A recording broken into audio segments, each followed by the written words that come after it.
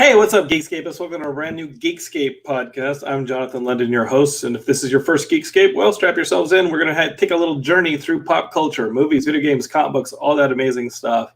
That's what we do every episode of Geekscape. I hope you guys are doing well. Podcast listeners, I just want to apologize for the audio from the last episode. I've got a really nice USB mic that I didn't switch my microphone to. Instead, I was going through these little headphones that are basically for like playing video games online. They're nice for hearing, but they're not so good on the microphone. So if you listen to the last episode and you're like, what the hell? The audio quality is not so good. That's my fault for not double checking. I hope I'm coming in crisp.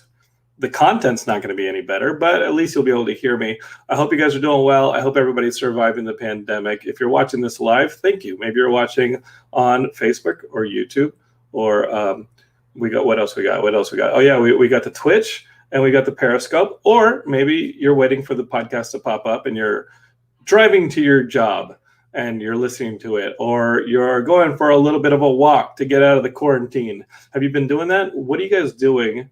And that's a question for all of you. Like, what are you guys doing to sort of survive the increased amount of like micro stressors that we're all experiencing during this time? Are you guys getting those micro stressors, like those little micro things? Like maybe they're not even something that you're conscious of until they build up, and they build up, and they build up. Something, for example, like you want to go out just to the store, or you want to go sit in the car, or you want to go on a walk, and then as you're walking to the door, you say, "Oh wait, I got to put on the gloves, and I got to put on the mask, and I got to get the sanitization wipes or the spray." And I think those things build up, and we're living in this pandemic right now. We're all kind of quarantining, and maybe you're watching this or listening to this from, maybe your neck of the woods is starting to like open up. But those micro stressors, those like just the constant need to remind yourself that this is going on, I think adds a level of weight and tension that is always present. What are you doing to relieve yourself during that time? That's a joke that will clearly turn itself into a "we're out of toilet paper" joke. But what are you doing to alleviate that stress? There's no comic books. That's something. There's no new comic books. There's no new comic books in the store. We can't go to the movies. Usually when you just want to like blow off some steam, kick up your feet, you go to the movies, or you'll read a comic book, or you'll you can still play a video game. I've been doing a little bit of that.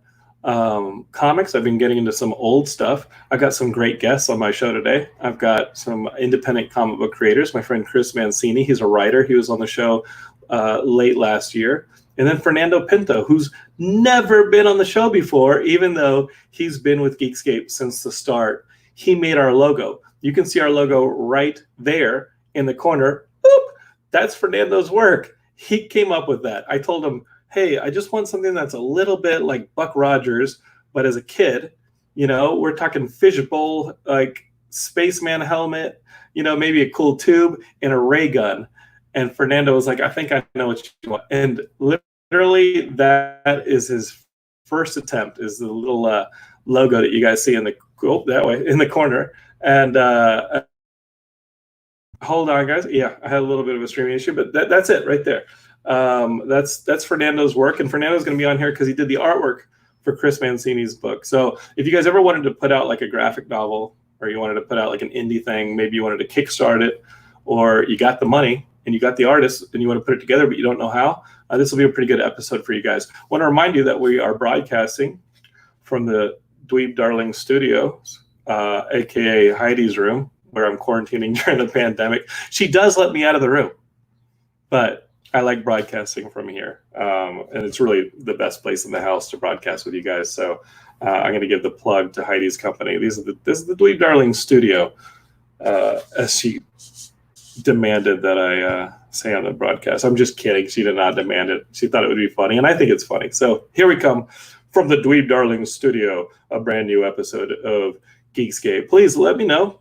Shoot me an email, jonathan@geekscape.net, or however you want to communicate with me. Let me know how things are going in your neck of the woods, because this is a community, as I said at the end of this last episode, and we should stick together and kind of share this experience. It's a strange one. It's a weird one. We thought it only existed in those zombie movies or The Walking Dead or weird, like, futuristic society's going to fall apart and we're going to be on the wastelands, maybe like Fallout. It's like the only time that we thought about this. What's it going to be like after the apocalypse? Well, we're in it. Maybe not the apocalypse you thought was going to happen. Sorry, guys. Sorry. Everybody's just playing Animal Crossing, but it is the apocalypse, and we're going to figure out how to get society back on its feet. All right, here's my guests.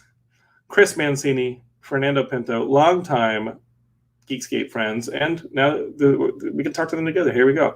Let's figure out how to do this, Jonathan. Add Chris to the stream and add Fernando to the stream. Welcome to Geekscape, guys. How are you guys doing? Hey, great to be here. How's it going? Hey, how do you like this? We're keeping ourselves like socially distanced. I think that this is safe. I think, Chris, you are at least Absolutely. 6 pixels that way, and Yes. Fernando, you're at least 6 pixels that way. We're safe. If you cough, I'm not going to catch the COVID. I don't think so. Maybe maybe it's a digital virus that I can catch, but who knows? Well, we're not on Skype, That's a very so we should be fine. Yeah, So. and that's a very 90s premise. It's like Johnny virus. Mnemonic or something. Yeah, it something totally like that. Mhm. With my luck, it would be that like Linux system from Jurassic Park when she goes hacking and she's like, "Oh, it's a Linux system," and you see her like in some BS code maze, or it would be like Tron. Well, I just, as you said that, I was thinking no one's going to remember this. Do you remember the ending of Superman 3, the one with Richard Pryor? Yes. Oh, that it woman turns that into a fucking robot. It's a scary scene in my childhood. freaked me out. That freaked me out so much when I was a kid. Me too. I was like, oh my god! I thought this was the Superman movie, and this is getting really creepy. That's crazy. Yeah. I recently rewatched Superman 1, which to me is, and I will fight anybody on this, the first 30 minutes of Superman 1, Richard Donner's Superman, are the best superhero anything put to film, and that was 1978. I think that it's so economic, from the script to the imagery and everything. It's just a beautiful movie too. You have everything you need in those first 30 minutes to know who Clark is and all of it. But then things get really weird. Not just in Superman 1 and Superman 2, but Superman 3 is a horror show. The geeks are like, we want Superman to fight Brainiac. Instead, that's the robot we got, was that weird lady coming out. Okay, we've got Richard Pryor, so these scenes were funny, but then, you're going to creep me out with a crazy robot lady at the end? and he designed a computer from like scraps of paper, like on a table, and everyone was like, "Oh my god, he's a genius!" Yeah. Superman 3 Superman 3 is probably the one I've watched the least recently. Like, I did watch Superman 4 Quest for Peace, which with Nuclear Man, not so good. But Superman 3 is one of those things. I don't think I've seen Superman 3 as an adult.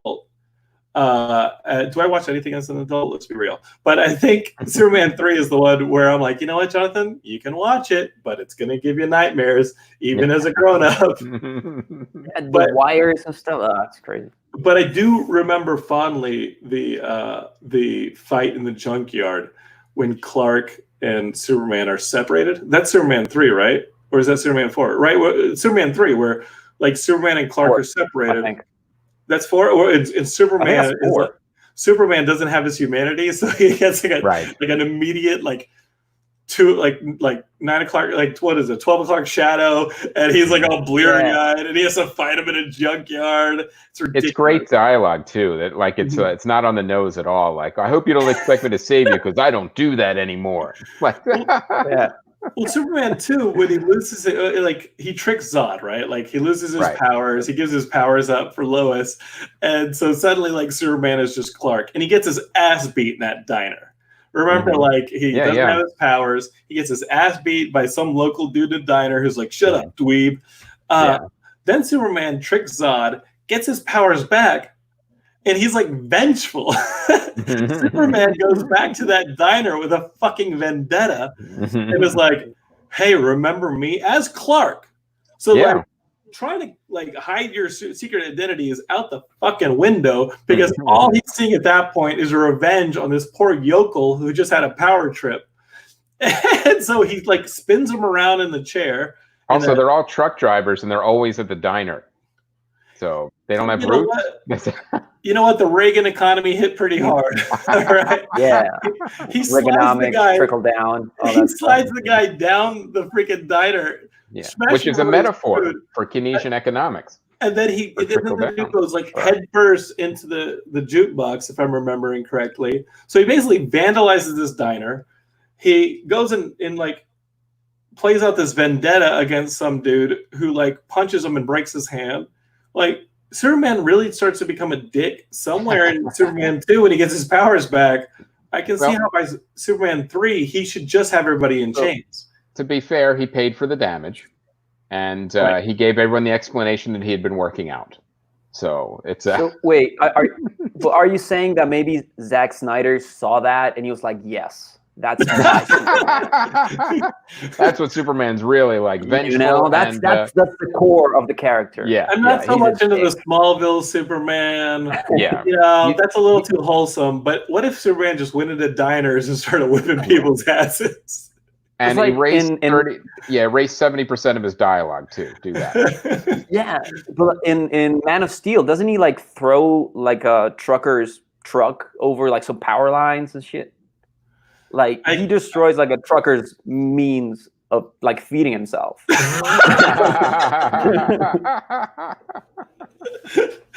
You're fine. It'll recover. Sure. Yeah, he has another truck. Yeah. I like how Superman in a Zack Snyder movie is basically how I played Grand Theft Auto. I'm just like, it's cool. Yeah, we're just gonna fucking flatten everything. I'm gonna put a car through this window and see if I can ramp it onto a bank. It's all good. Let's see how fast I can get this baby and see if I can ramp it off the airport. That's kind of how I played GTA, which is, you know, it's Zack Snyder physics. Chris, I know you've seen this movie. I watched the first action sequence from it. Six Underground, the Michael Bay movie. If you guys aren't familiar with Chris, he's a member of the Comedy Film Nerds, and now he's at Film Threat. So he's got the opinion. I'm not at Film Threat anymore. What? You're not, and you're no longer at Film Threat. No. I went out on my own. Started my own company. Look at you! Look at you! The Film Threat thing was like the honeymoon phase. It was. And then you guys got back to the States and were like, you know what? I'd say, you know, get an go our separate ways. Okay, so you're on your own. So, yeah. So I started a new company, and I'll be still launching new podcasts right after the Kickstarter. So I've got a lot of stuff kind of cooking.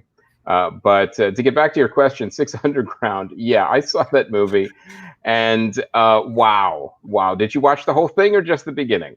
I gotta watch it in pieces because it's because you're gonna miss a lot of plot and story nuances if you only watch it in pieces.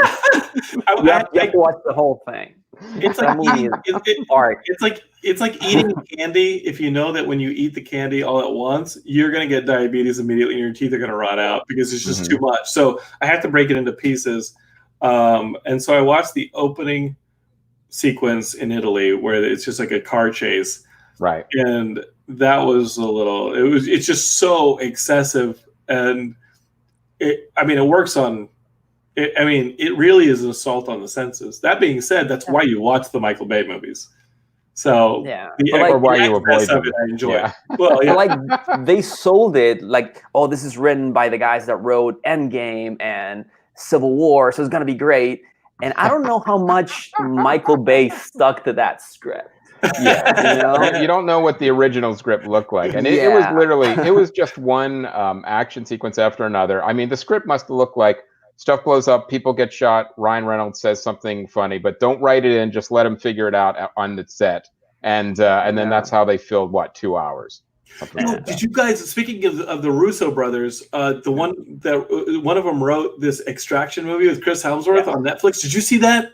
They produced it. I don't know if they wrote it. I think one of them wrote it. Yeah, one of them wrote it. Joe Russo wrote it. So one of them put his name on the script. So it's Chris Hemsworth, and he has to go and get this kid who's been kidnapped. He's the son of like a rich drug lord, and the rival drug lord kidnaps the kid and Chris Hemsworth, like, you know, is like this haunted dude. He's lost his kid, Of course, but he's the best there is. So they go to like the Australian. He's got outback. a checkered past. He's maybe has a problem with alcohol. They convince him to come back and do one last job, whatever it is. He has to get this kid out. Yeah, Michael Bay watched that movie and went, "Man, I can't believe there's no story to this." You know, what he loves about it is like Michael Bay was like, "Oh, the subtlety really got me on an emotional level." So one reason to watch it is the stunts are pretty damn good. You know, it feels like this dude who did do all the director did all the fight choreography and stuff like that from like Civil War and a lot of the Marvel movies. So the action's pretty awesome. And there is one long sequence about a third of the way through the movie that is supposed to be like one continuous long take, and it's awesome. And it's obviously it reminded me of that one in the Raid 2 where they're doing like the handoffs to the car and all that crazy shit, and they're putting like the camera on the motorcycle, then handing it off, and it's like a pretty awesome, very long take. But there's a sequence about 2/3 of the way through the movie where like the bad guys find them hiding out, and they're in an alley, and suddenly a bunch of like 8-year-olds with machetes. It's like City of God all of a sudden. Like the City of God. And Chris Hemsworth is just slapping 8-year-olds like bap, bap, bap, bap. He's like breaking their arms in like car doors and shit. And I was like, I don't know if I was sold on this movie. I don't know if I'm still sold. Like, I don't know if I'm sold on this. This movie. You wonder if you need to be like a sociopath to like make these movies. But that sequence where Chris Hemsworth is just beating up a bunch of 8-year-olds. Yeah. Who thought that was a good idea? You know, that's like Joe Russo apparently. That's like raising my hand. You know, there's always that time in like a development meeting where like, well, maybe we should write this. There's no time. We have to start shooting. And then that's what it felt like for both of those movies. Well, after the scene with the kids with machete, I was like, well, the movie kind of, to me, the third act kind of falls, kind of loses a little bit of the inertia. And it's now you're assuming that there was an act 1 and 2. Yeah, but dude, the height of that movie is Chris Hemsworth beating up like 10 8-year-olds at once. Do you ever remember that website? Why isn't that in the trailer? Oh, that's the sell of the movie. That's a selling point. Fight a bunch of 8-year-olds.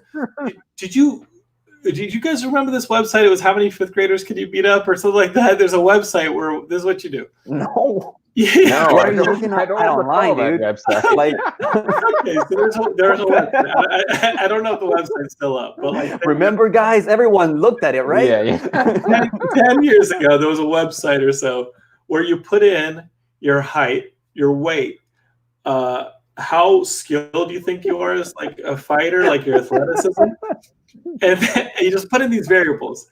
The website then tells you how many 5th graders you can beat up at once. And does it pair you up with a class? I don't know. The social media part of it never came together. It feels like there was an option agreement that didn't. Yeah. How do you monetize that? I don't know. I don't know. Question. Scott Anthony Lopez says, will this episode be uploaded somewhere? He's having internet delays. Hell yeah, brother. You can watch this on Facebook, YouTube, Twitch, Periscope. You can watch it wherever you want. It'll be right here.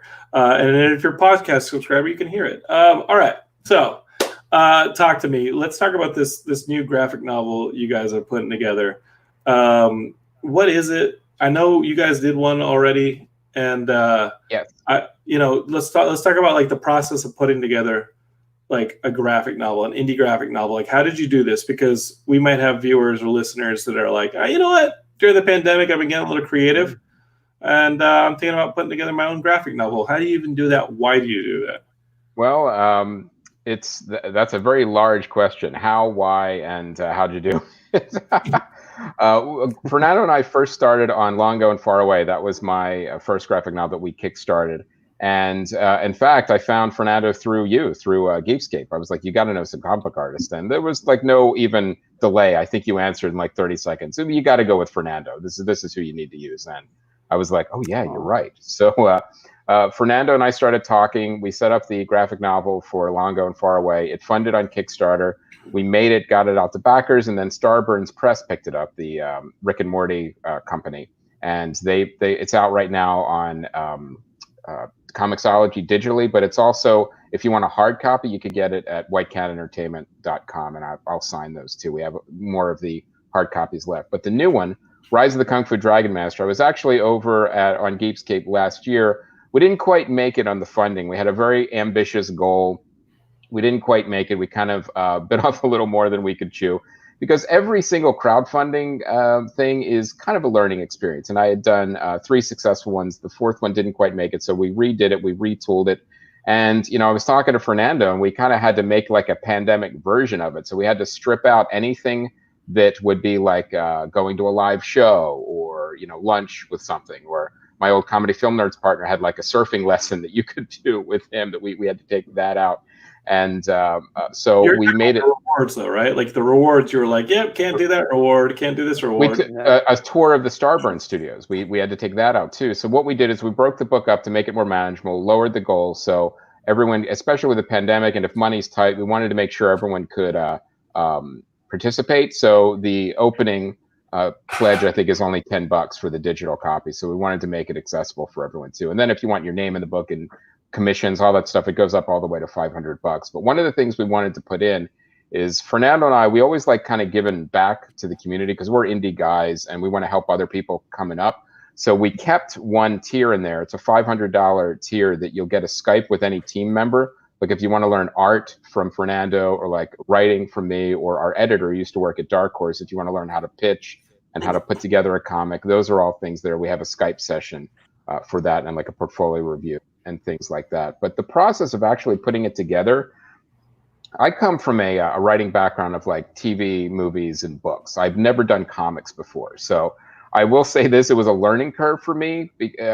Scripts are different. There's some similarities between like a film or a TV script and a comic book script, but there are some very, very specific differences. And one of those things that is pacing, especially with comedy. It gets a little tricky, especially on comic book panels. You're like, well, how does this joke land, if we're drawing it instead of say, putting it in a movie, putting it in a TV show, or even delivering on stage as stand-up. So it has to get the pacing right. That has to be right in the comic book. So Fernando was very patient. We went through like a bunch of different panels and different ways to work. And one of the ways you learn, honestly, the best way is just by doing it. There was a bunch of times where we went back and forth where, how will this work? Will this work better? Will this work better? And one of the things that I can always tell you is, treat everyone you work with a comic book as a partner. And because they'll have good ideas, you'll have good ideas. And the best product is when all those ideas come together, much like making a film, as we're filmmakers too. And it's always better when, everything comes together. And the other thing that I learned too is never dismiss part of the process, because you have layouts, you have inks, you have colors, and you have lettering. Just don't think, oh, we don't have to worry about that. No, you really do. You have to worry about every part of the process. And we had a professional letterer because I got some good advice. Mark Wade has been helping me out a lot, and he had said, well, look, you got to get a professional letterer. It makes a big difference in the book. And I see on Twitter over and over again, every single editor, when they're giving advice to new comic book artists and writers, hire professional letterers. So I feel like they're the unsung heroes of comic books sometimes, is the letterer, because their work, if it's done well, it's invisible. It's kind of like a sound designer for film. If it's done really well, you don't really notice it. You just notice that it helps the film. So that process has been really fun. And I have to say, like, from making films and directing, making a comic book has been an unbelievable, great experience, because you're directing the panels, you're directing the page. The filmmaking similarities are great, but it is the actual medium of comic books still has to be respected, because they are different. But it's been fun to do all of them. And Jonathan, you've done a bunch of different things as well, where there are similarities and differences in each medium. Yeah, and that was a very long-winded. No, it was good. Yeah, no, and I mean, if anybody's listening to this or watching this and wants to make a comic book, you just have to understand that some of the things that pop up are some may be an itch that you didn't know you had to scratch, and some might be a problem that you didn't know you had to address.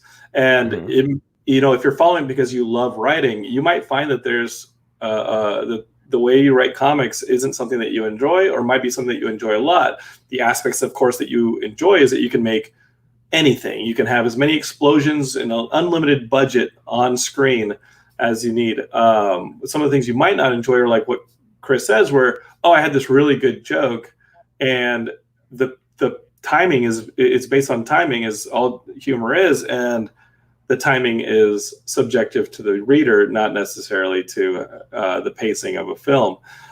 We do have some comments. One of them is we got Obscurity watching on Twitch saying apparently he could beat up 43 so I guess that website is still going on. Like you wonder when would exhaustion sit in? Would would you be able to get through 43, or would you have to take a break? Is that the 43rd? Are they 43rd takes you down. I think you're feeling pretty good through about 10 of them, and then by 20 you're like, I need to start being a little more careful. By 30, you kind of have to dig deep. By 40, you're like, okay, a couple of them got in some real tough blows. My knees are really taking it. They're really going after my legs. And then like 43, like you look up and the kid just knocks you out. Like that's it. The knockout punch is the 43rd as far as Obscurity on Twitch goes. So if anybody's listening to this live and wants to check, go ahead and Google how many fifth graders can I beat up. Put in your stats and see. Go ahead and comment and tell us how you do against a bunch of fifth graders. Just know that Chris Helmsworth took out a bunch of kids with machetes in Extraction. Yeah, which was effortlessly. Yeah. I mean, he moved around a lot. You just got to keep moving. That's the thing with the fifth grade. You just have to keep moving. You have to keep moving. And if you can grab one of them by the ankles, you can swing them into the others to create space. Right. So like that's the key, is like grabbing one of them and like using them as a way to create space. All right. So Fernando, you're the artist. You and I worked on a mini comic. Obviously, we've worked on Geekscape logos and Geekscape art like that. But what was your process of like you? What's crazy about Fernando is he's almost like a mad scientist kind of comic creator. He doesn't really need collaboration. He just makes comics. Have you noticed that, Chris? Like he just has an idea and he writes them himself. And it's tempting to think of Fernando as like a one-man comic book shop, because from what I can tell, he just makes comics like when he feels like it. Is that true, Fernando, or am I like giving you too much credit? I mean, just if you want to give me credit, like I'm good with that. That's fine. I don't mind that. I have done comics by myself. I have done comics with other people. I've co-written. I've drawn. I've colored. I've done pretty much anything in the indie comic scene. I like comics, man. To me, comics are like the best medium ever. It's the most immediate. It's the most personal to me. But there's also like the thrill of collaboration. Like I never could have come up with a comic like Rise of the Kung Fu Dragon Master, because it's just not in me. But Chris came with the idea, and I can add to that, you know. So it's like the collaboration. It's an interesting process, you know. But yeah, if I want to do a comic by myself, I can write it, I can draw it. I mean, you wrote the intro for my first graphic novel, Warped, a few years ago. I did? Yeah, dude. wait, hold up. Yeah, man, you wrote it. I wrote the intro. Yeah, you wrote the intro, man, the introduction. You don't even remember that? It was so special to me. No, I don't. I don't want to talk anymore. No, let's not do this. That is not a credit to it not meaning something to me and me being completely touched by the fact that you asked me to write the intro to your comic. That is not a slight about that at all. I definitely have a copy of Warped, and I'm super happy. It's definitely more a credit towards my lack of intelligence and memory. My brain doesn't work, Fernando. Like, you've known me for 15 years. My brain doesn't work. This is true. I do follow you on social media. It's very specific, and yeah, I'm kind of like a rat. Like, I just deal with like whatever's in front of me. And so when your forward was in front of me, I was like, okay, let me write a forward for Fernando. This sounds great. Yeah. And then as soon as like I had the comic, I think I looked at it. I was like, oh, great. I'm very touched by this. And then I put it away. And then it just like left. It's all right, man. It's fine. I just do think it's think funny. about you, man. I do think about you. I obviously thought about you when Chris Mancini was like, "I need an artist." I was like, Fernando Pinto. I know, man. Yeah, that's actually true. I mean, I wouldn't be here, or I wouldn't have done Long Ago and Far Away, and this one if you hadn't hooked us up, because we had worked together before, and you like my artwork and stuff. But I think and I guess what you saw in the artwork is that I like funny stuff. I like energetic stuff. I'm not like of the school of thought that a lot of people are in comics, where like the most realistic comic is the best comic. Like that's not my jam, really. I like more idiosyncratic stuff, and the stuff that Chris writes really lends itself to that, and I think Chris likes that. So that's how we keep working together.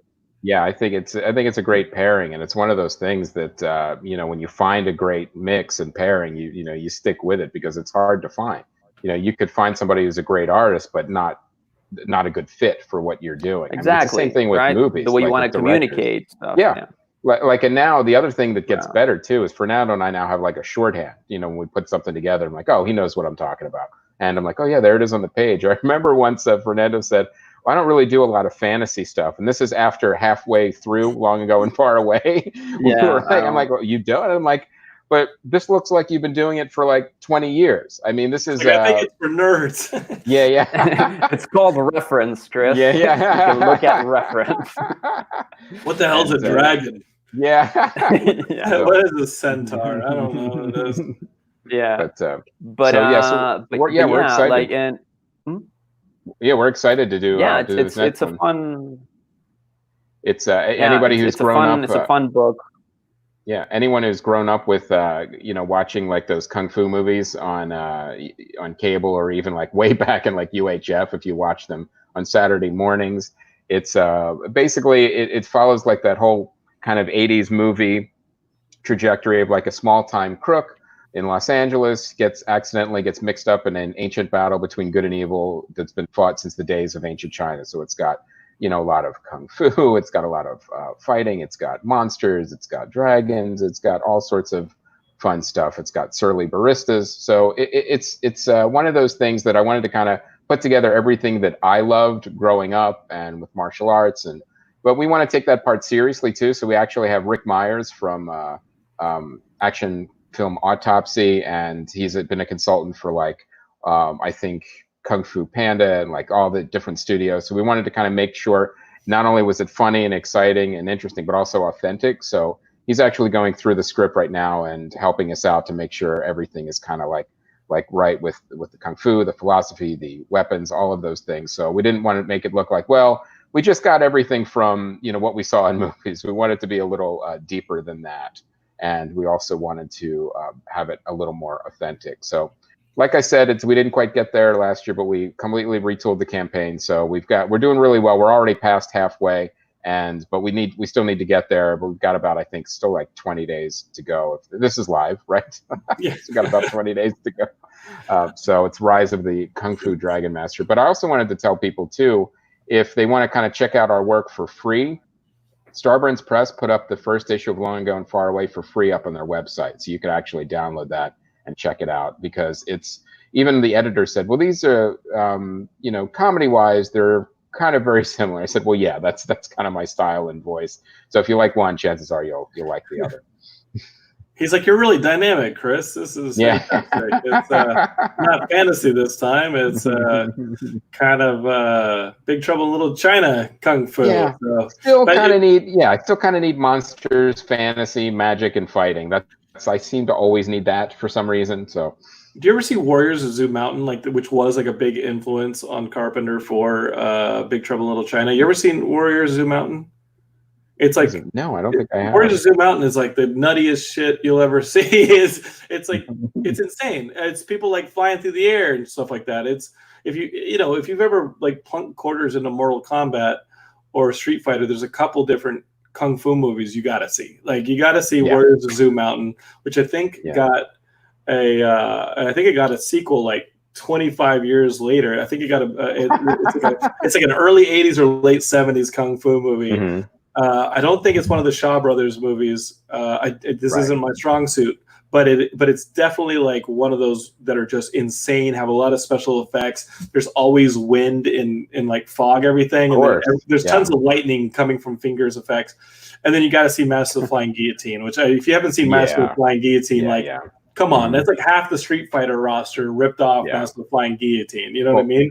Rick Myers gave us like a bunch of refresher movies to watch too, and the ones that we watched right away were like Legendary Weapons of China and Return to the 36th Chamber, and then I just think I finished eight something Pole Fighter. It's a Pole Fighter movie. Okay. Right. 8 Diagram Pole Fighter. Yeah. Did you ever see Crippled Masters? that one. Did you ever see this fucking? Okay, so in college we found this. In college we used to play this game, right? Whenever they were closing a Blockbuster or a video store, or they had one of these VHS sales. My roommate and I would find out how much money we had between us. It would go to like wherever they're clearing out their crap VHS, and would pull the money and be like, okay, we got enough money for 4-6 movies. You pick 3, and I'm going to pick 3, and we're going to see who got the worst damn movie. So that's the goal. And so what we would do is try and pick the worst movie, and then we'd go back and we'd run what's called a gauntlet. We would watch all the movies at once. And so Crippled Masters is a kung fu movie where it's these 2 guys who are like, they piss somebody off. They piss off like an evil ninja clan, or they piss off an emperor, or they piss off a shogun or something. And he cripples them. And they got actual cripples to be in this movie. One of the actors does not have legs, and one of the actors does not have arms. And they got these like little, the guy without arms wasn't born with arms. He's got these little nubs. The person without legs has these little nubs for legs. And like that, they're the actors, but they're also kung fu people. So in the opening scene or early on, they're like, okay, you've pissed us off. We're now going to cut your arms off or cut your legs off or burn them with acid or whatever. It's in the movie. And so they do it. And now these guys are like thrown out on the street to be like, homeless beggars because they're crippled. They team up. And they're like, you don't have legs. You don't have arms. We're going to team up. They start pulling these crazy moves where they hop on each other's shoulders and like Voltron each other. Oh my God. And they're like flipping over each other. Like the guy with the arms is grabbing the person and throwing them on, hopping on his back so he can use them as legs. The person without the legs is like jumping on the dude's back. Like they're swinging each other around. What was the name of this one again? I'm going to have a movie list by the end of this podcast too. The Crippled Masters. The Crippled Masters. And 10 minutes into the movie, like Kevin clearly won. Like we're crying laughing because this movie is so bad. But some of it's like hard to watch because it looks like it hurts whenever you land on like a stump or something. But you got to watch that movie. Barry Gordy's The Last Dragon. It reminds me of some of the idea, like crazy shit. Yeah, Last Dragon, a classic. Yeah. For sure. Okay. Yeah. Well, Bruce Leroy. Bruce. Yes. That's right. Well, remember when he almost had the power of the dragon, where only his hands glue? The glowing. Guys, Barry Gordy's The Last Dragon is a really good reference. Let me see if I can. Okay, I'm going to figure this out. Okay, bear with me if you guys are watching this on the stream.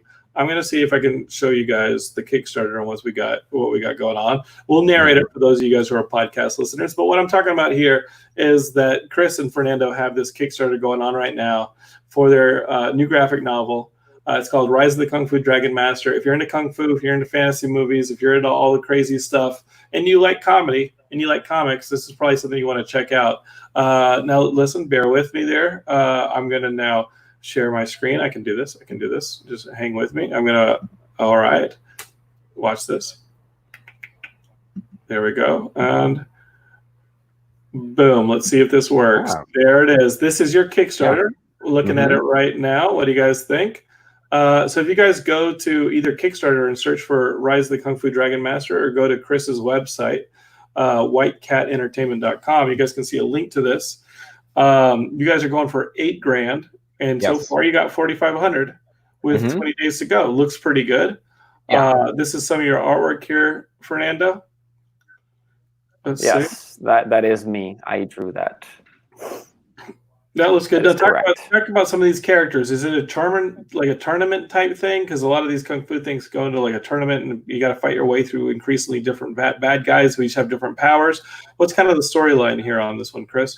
There is not a tournament, and the Rick, who's the small-time crook, he's a Fight Club fighter. So he's angry. He's kind of about everything all the time, and he accidentally gets the power of the Golden Dragon inside him. So and that was supposed to be used to fight the power of the Obsidian Dragon, but he kind of got it by accident. So he gets mixed up in this war between these two warring factions, the Obsidian Dragon and the Gold Dragon. And so he's kind of like, at first, he's kind of like a pawn in the middle of it, and he kind of has to find his place and everything. And also, I wanted to put a little more philosophy in there. Is if you're angry and resentful all the time and violent all the time, can you find peace through that journey? Especially through the Eastern philosophy of Kung Fu. So that's kind of where the story is. But then, like I said, there is a gauntlet at some point. Of course there is. Yeah, you got to fight your way through. Yeah, you got to fight your way through. It's definitely there, and there's monsters, there's dragons, and there's all sorts of fun stuff in there. But I also wanted to kind of put heart in it too, where it's a personal journey for our main character to kind of go through. So while you're laughing and enjoying the action, there is some heartfelt moments in there as well. Because if you can't ground it with real human emotion and a real human journey, then everything else just feels a lot lighter. So I always try to put that in any of the work that I do, something to really ground it emotionally. And also one of the cool things. Is that something that you subscribe to, Chris? Like the Zen stuff? Like how Zen are you? Are you like a meditation guy? Are you somebody who is into the namaste of it all? I do yoga and I do meditate. I will say this: it doesn't always work, but I definitely getting out of your head is like that's like the final level is figuring out is like getting out of your own head. But it's definitely something that I'm into and I enjoy. And I've actually learned a lot from Rick. I've done the Kung Fu Movie Extravaganza panel at Comic-Con with him for many years now. And whenever he shows the movies and goes through the philosophy, whenever we had him on the Comedy Film Nerds podcast, and I've done his podcast, we've always learned a lot, not only about martial arts, but the culture and the philosophy behind everything. So it's a combination of things I've loved as a kid.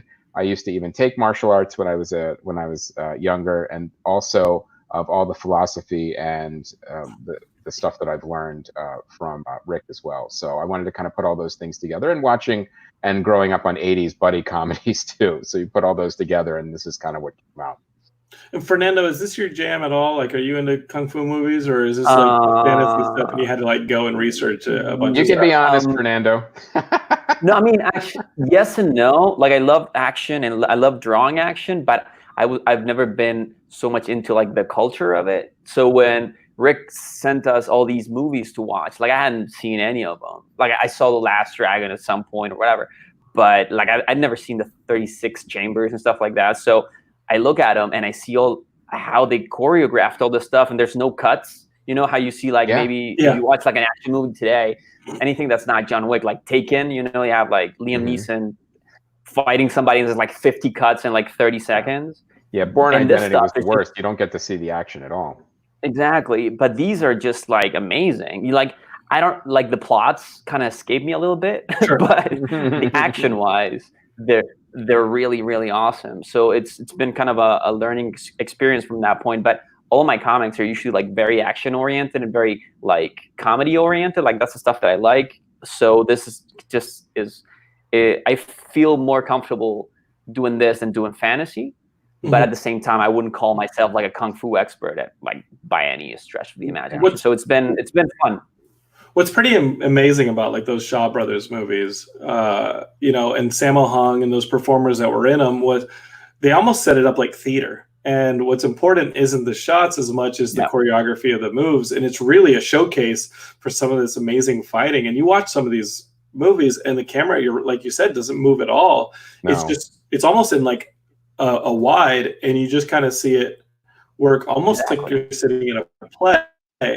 And you see the movies build on each other. Yeah, you see the movies build on each other. Everything from 70s to 80s to Jackie Chan. I mean, you really see how they influence and build on each other. And it's really up into like, Crouching Tiger, Hidden Dragon, all the way up until today. It's really an interesting evolution to watch too in film. I think that they were actively competing with each other at some point, being like, Well, okay, you think you're good? Let me show you what I'm going to do in my movie. And I mean, Jackie Chan clearly is trying to top himself with everything. And saying, you know what? Now I'm going to try a more. That last one didn't kill me. Now I'm going to like jump out of a fucking cave onto a tree off of a cliff face. Remember in Armor of God? I think Armor of God's the one where he like almost killed himself falling out of that damn tree. But the tree is like 7 stories up off of a cliff. And he's escaping. He jumps onto this tree, and he just takes the tree. He's just falling on, like, hitting every branch. And you're watching this. You're like, no. He's the only star that at the end of all of his films, the credits show every way he almost died making the movie. Yeah. It's pretty amazing, and definitely a different kind of action culture than what was going on in the 70s here in the U.S. We don't see Charles Bronson doing that kind of stuff as the equivalent. The guy barely moved. Charles Bronson, he just kind of grumbled, did his thing. I mean, you can argue that the car race movies of the 70s were kind of that way, because the stunts there were like the big set pieces where it's like, okay, we're going to see Smokey and the Bandit or Bullet or somebody do jumps in San Francisco or over a river and things like that. Like, that was kind of the equivalent to the Kung Fu movie, is the car culture and seeing how like crazy that shit'll go. So maybe that's Chris's next book. We've got a question here from Twitch. Sarah wants to know, do you guys have a favorite character in the graphic novel you guys are putting together? I know Sarah. That's Sarah right there. Oh, yeah, that's a good question. That's I really think my favorite character is definitely the lead, Rick, because he goes through so much and he kind of has that journey, and it's hard to change. As we know, it's hard to change. We're all set in our ways, so to actually have somebody change and see the struggle and the journey, I always find that interesting. That, and not to give anything away, but my other favorite characters are the monsters and dragons. That's kind of like your main thing is like, it's like, hey, let's see how big this can get. What's the craziest monster we can do? Fernando, were there any monsters that Chris was like, hey, draw this, and you kind of had to like figure it out or go crazy with your imagination if you're going to fill that in? I haven't gotten that far into the monster part of the book, but I have gotten far into like the big armored warrior fights that happen in this other realm, and the designing those armors was really fun because it took like a lot of reference, and you can see like in the last page of the preview on the Kickstarter, you can see the 2 main warriors just fighting, and designing those was really, really super fun. Like, that took me a couple tries to get right, I think. But doing those guys was awesome, and I can't wait to like draw more of them. Yeah. If you guys are watching the stream, I just threw it up on the thing. Now, Fernando, is there any time that you like go with your imagination and Chris is like, no, it's got to be like this? How controlling is he as a collaborator? That was part of the. That learning curve that Chris was talking about? That was part of like reining it in a little bit, And but like Chris is super open. Like whenever I've proposed anything, like he's super open to it. And just let's talk about it. And if we're not clear, like if he's not clear with what I want or I'm not clear what he wants, we'll just Skype or something, and it's pretty smooth. But at the beginning, I was like, yeah, we should do this and stuff. Like Chris is like, no. I mean, just like, tone it down. Oh, yeah. All right. It's a great collaboration because it goes kind of like it goes both ways. Where there's some stuff where it's like, oh yeah. This is a little too much. Let's rate it in. That's not kind of what I wanted. But on the other side, Fernando will be like, well, what if we did it this way? And I'd be like, oh, I never thought of that. That's like works a lot better. And then we do it that way too. So I think the key with any collaboration is that just, remain open and don't have an ego about it, where it's just, if it's better, it's better. It really is. And it just makes the project better. And I've always found that with development, with TV and movies, like the best development people have always been, and editors, have always been ones that approach it more as a partner rather than a boss, where it's, you really feel like a collaboration with ideas, and then you always get a better product at the end. Now, is the ego and all that why comedy film nerd stuff? No, I'm just fucking goading you, right, Chris? If you want me to leave, I can just go. No, you stay right there. We need a witness, Fernando. I need to find out why Chris's collaborations don't last. No, I'm kidding. I'm being rude. I'm being silly. Welcome to my show. Welcome to my show. Let me drag you through the mud. Geekscape is 10 year, a decade doing a podcast. That's not very long. No, I mean, you could do Geekscape, and I mean, honestly, like the only person I have to collaborate with is with myself, and I still want to quit all the time. Trust me, if I could quit me, I would quit me, but I just can't quit me. Yeah. I always say I work from home, but I still want to leave early. So, speaking of Geekscape and the schedule, we did get a comment from Ricto over on YouTube who asks, "Fac, I need a schedule of when these live things happen so I don't miss so much of them." To which I respond, "Hey man, I'm so sorry. I'm still trying to figure out like what the schedule is in this pandemic. I picked up some full-time work during the pandemic. I'm working on some Geekscape stuff. I'm working on some Jonathan filmmaker creative stuff as well. I'm kind of a workaholic. I like having a lot of projects all at once, and haven't really established with the person who owns my current studio, that'd be Heidi, when I should do the Geekscapes. So I do want to make a schedule for these. I think it'd be awesome if I'm going to be doing live shows to have a set schedule of when we're doing things. I'm still trying to play it by ear now. I think I want to do the Monday and Wednesday stuff for sure. The Wednesday might turn into a Thursday. It just really comes up. It really just comes down to like the availability of my guests, what I've got going on. But the horror movie night guys don't have anything going on ever. So they took the 5 p.m. Pacific Standard Time on Tuesday slot. So if you like the Geekscape channel and you like watching what Geekscape's got, I know that the horror movie night guys are going to do 5 p.m. on Tuesdays. As for me talking to guests and doing some Geekscape stuff, it's really just hang with me. I think it's going to be a Monday and a Wednesday or Thursday. And maybe you'll get 3 Geekscapes in a week. Maybe you'll get 2 and a stunt like last Thursday when Francois put on Heidi's makeup. That was weird. But just hang with me for a bit. We'll figure out. That was super weird. Weird. That was super weird. I watched that. Guy is a fucking weirdo and a pervert. I don't even know why Heidi let him in. But he did. If you haven't seen that, if you're a podcast listener, if you go onto one of the video channels, like our YouTube channel or Facebook, and you can watch Francois putting on Heidi's makeup. And you can also watch Heidi giving me a pandemic haircut, which I think is looking pretty good. I've been wearing the hat a little more, but I think she's done a fine job, all things considered. Okay, so guys, again, go to Chris's website. It's White Cat Entertainment at whitecatentertainment.com. You're going to find a link to the Kickstarter. Help them get to the finish line so we can get ourselves a cool little book and read it. And there's all sorts of incentives and things. Go check out the Kickstarter, see what they got. I got to ask my friends, though, like how things are going through this intensely weird time, this pandemic time. Chris, you're with me. You're over here in the Valley in Los Angeles. Yep. I think things are pretty good here. I went, they opened the trails this weekend, and I went running this morning up in Reseda, and I'm liking that we're getting some normalcy. I don't think we're going to have normalcy for a few years, but it seems like California is doing an okay job of like testing and figuring out what the story is on the virus and the extent of the virus, at least as far as California goes. And I feel like we're going to maybe even be in movie theaters to some degree by like August, maybe be able to go back to the movies. It won't be a full theater. No, it won't. They're going to still have to social distance for sure. Right. But I think that there might be a chance to do that maybe in August. That would be nice for sure. Similarly. Fernando, I mean, I've known every inch of my neighborhood now, from biking and walking. I'm like, okay, I know exactly where everything is. Oh my God. It was absolutely a blessing that they opened up the trails, almost like as a surprise. I think Garcetti, our mayor, or Gavin Newsom were like, hey, we're going to open up the Los Angeles area trails this weekend.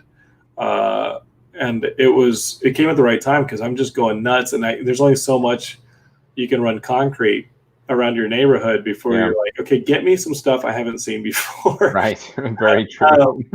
Fernando, you're in Santiago. Like, what's the pandemic been like in Chile? It's been pretty crazy. I don't know how different it is for you guys, but I've been spending most of the time in my house since March, and I've been online teaching, which is weird, but I'm getting used to it. And like we've had like mandatory curfews in some of the parts of the city, and but they changed that like arbitrarily, so I don't know how that works. We were talking a little bit about that before the show, and I don't know how much sense that makes, but at the same time, I don't know how many of the people that are in charge of all this know what they're doing. So it's kind of weird. It's kind of scary, but at the same time, like all of my family and friends are healthy, so I'm thankful for that. And just like trying to take it one day at a time, which is very hard for me because I'm a very anxious person. So like when you guys were talking about like meditating and all that, I'm like, yeah, I've tried that. It doesn't really work. So, like trying to find joy in little things, trying to order some food every once in a while, and just like trying to take it slow, man. Like it's weird. And I don't know how long it's going to take. Like, I really would love to go to the movies, but I don't know how long that's going to take. So I don't know, just trying to take it easy, trying to keep my anxiety in check, and hopefully make some cool comics in the process. Well, what do you mean by like a curfew? Like they literally have a curfew coming in every now and then? Like you got to be at home by 8 p.m. or something like that? Well, we have like a citywide curfew at 10 p.m. Like nobody can leave their houses, and some of the parts of the city have like an all-day curfew that you have to get an online permission slip from the cops basically to leave your house, and you can do it like twice a week. But why is that? Are they parts of the that actually like have a high concentration of infections or what? No, they're trying to track which parts of the city are having the most cases. So they'll say, okay, we're getting more sick people in this part of the city, so you guys can't do this. But then the next week they'll change that, and I don't know how much sense that makes. Like I would just do it all the way or not do. I don't know. It's weird. I don't know. So I would assume that. I heard a doctor say that if they could just freeze everybody for 14 days in place, that they would do it. So they could they'd just go around and test, see who's got it, see who doesn't have it. And that's it. It's our mobility that's kind of throwing everybody a little bit. We're the ones like communicating this thing. Yeah, we had a national holiday a few days ago, and a bunch of people just like took their cars and went to the beach. And I was like, what the hell are you doing, man? You guys have what we have here, the white, the I was gonna say white nationalists, but that may not be true. But the people who are just saying like open up, who cares? This is a hoax. Like to some degree, Santiago's got to be dealing with some of that stuff too, right? Yeah. I mean, it's not as organized as I've seen on social media with you guys. We don't have like people with guns going into like. Well, what you guys need is like a shadow funder in Iowa who's part of the NRA organizing things. You guys know that there's a dude in Iowa who's like a lobbyist for the NRA who's organizing all these Open America gatherings, right? Like, we don't have that, but we don't have that, but we do have a lot of people with more money that have like summer homes. They're like, oh, I'm just tired of being indoors in my house, so I'll just go to my summer house. And there's a bunch of them, and like, dude, just stay home. Like, why not? Yeah, the virus doesn't know. The virus doesn't know when the lockdown's over. Yeah, because that's the thing. Because like, if you have the means, like, sure, if you get sick, you can go to the doctor. But there's a lot of people that you're going to be in contact with that don't have that, and they don't give a shit. So that sucks. Right. Well, but I don't know. That's what's going on. Well, we'll see how long things are going. I have some faith. I have a lot of faith in our leaders here because they have a pretty good track record. I'm not talking about California, right? I'm not talking about on a federal scale, but Los Angeles very easily could have become some level of New York, and it didn't. Because they were pretty quick on the social distancing, stay at home. LA County was pretty proactive, So I'm very grateful for that. And we'll just see what happens. This is something that we're going to have to deal with for a very until there's a vaccine. Yeah, it's until there's a vaccine, until there's a cure, or as Rick says, why do you hate freedom? Why do you hate freedom? Why can't you just go into a subway with a fake bazooka like those guys did in North Carolina or wherever it was? Did you see the people in North Carolina who walked into a Subway restaurant in the middle of like their protests, and they were all had like machine guns and stuff, and they're ordering Subway sandwiches and cookies? They look like dorks. They look like dorks. Okay, well, guys, it's white supremacy cosplay. Oh, totally. I call it Y'all-Qaeda. It's just like dummy homegrown terrorism. Geekscape is, again, the book is called, you got quite a mouthful on this book. It's The Rise of the Kung Fu Dragon Master. It's got the Kickstarter going for a few more days. You guys want to hop on it. The best way to do it is go to whitecatentertainment.com, find it, and throw them some money. I know you just got $1,200 from the federal government here in the U.S. Come on, shave off a piece of that. You could also go to Kickstarter and just type it in, but make sure you get the 2020 version, because the other one, they don't remove projects if they don't fund, so there's the older one still up, but it says new 2020, so you'll know which one's the right one. Okay. Well, Chris, Fernando, I liked having you guys on the show. It was fun. I like talking to you guys. You guys are totally just going to go watch Extraction now and fast forward to the part where Helmsworth beats up a bunch of kids. And I don't blame you one bit for it. Well, I'm sure he used that website and figured out how many he could beat up. Yeah. The writer was like, okay, so Chris Hemsworth is 6 feet tall and he weighs like about 200 pounds. Oh, he slammed one of them into a car door. It's brutality. Oh, yeah, I saw that movie. I know. Parents are like watching that being like, been there. Hell yeah. Just like that envy, I wish I could do that. Some of them have, Fernando. Some of them have. Guys, thanks for coming on the show. Thanks so much, man. Thanks, Jonathan. If you guys need anything, let me know. I'm just hanging out, quarantining. I don't do anything. I just talk to you guys. All right, Fernando, Chris, love you guys. Thanks, man. That was Fernando and Chris. Again, go check out their product, their project, this Rise of the Kung Fu Dragon Master. If you guys are listening, hey, go hit it up on the Kickstarter. Type it in. I love you guys for listening. Thank you guys so much. I hope you guys are enjoying the live shows. Hope you guys are enjoying the podcast. We got a lot more coming. So if you're in danger of missing Geekscape on any of the platforms, I think YouTube has like a little bell that you can hit on your profile or on our profile that'll tell you whenever I go live, or there's like a little alarm or something. I'm new to this. I'm figuring out the streaming stuff. I don't know. I just know that I hit start broadcast, and then I can talk to you guys. Some of you guys leave comments, and then at the end, I take the file and I put it out for the podcast listeners. That's all I know. I'm not the smartest dude. I'm not like an influencer. I'm not like a guy who's like, yeah, check me out, smash that subscribe button and knows it. I took one look at Twitch the other day when I was just wanted to see how our show looked on Twitch. There's so much noise on that side. I didn't know what I was looking at. So it's going to be a while before I can wrap my head around that one. YouTube, I'm just now kind of figuring out.